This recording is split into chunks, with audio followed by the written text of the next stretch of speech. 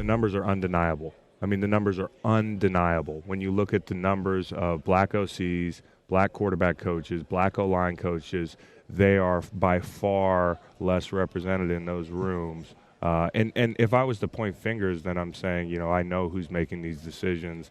But what we're looking at is a symptom of a sickness. And one symptom you could look at is the head coaching hiring process, which is obviously the Rooney Rule looks to aid. But I don't think that's attacking the problem comprehensively. And to do that, you have to go to the bottom levels and where a black coach is getting opportunities to climb the ladder. And some people will say, well, it should be a meritocracy.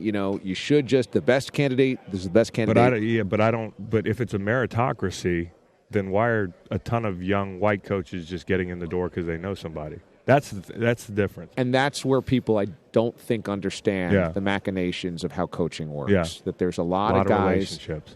It's really all relationship building. I mean, it's really hard to come out of nowhere and just be a grinder and be like, I'm here for the job, and they hire you, no matter what the skin color is. And so when your dad is a name or he has coached with the guy who has the head coaching job, they push those sons through. And I've seen some coaches who had kids that coached. I've coached with folks' kids that were awesome coaches. So, again, this is not to say Kyle Shanahan's here. He's an amazing coach. Kyle Shanahan is a tremendous coach. And, by the way, he got lumped into this big trend that I think was the Kingsbury-McVay coaching kind of wave, and everybody was overreactive to what he's – listen, it might have been nepotism at the earliest stage, but also Mike made sure that he checked off a bunch of boxes before he said, if you ever come to work for me, you have to be an OC somewhere else, etc. So Mike was like, you have to earn your way. But also Kyle has been working. When he got hired in 2017, there were 6 coaches to get hired. He was right in the middle of that as far as experience, behind only like Anthony Lynn and Doug Marrone. All the other coaches,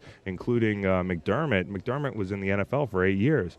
Shanahan had put in like 14 years hard work. So that's not to say you can benefit from nepotism and still be awesome at your job. And by the way, I know there's some people out here who don't want to hear this argument. Well, your dad's a Hall of Famer. Well, I play football, so my dad can't make a call and be like, hey, get Chris 14 sacks in the ACC or 13 in the NFC West. That's not how it works when you're looking at football players. There's no standardized test or standardized process that you can evaluate coaches on. And that's the problem. As players, we all go to college. We all have a baseline for how do we evaluate these guys. You don't have that with coaches. You could just make a phone call. There's a ton of ways. And it's also you could hide behind subjectivity. So I don't know what the solution is, but I think you have to attack the pipeline.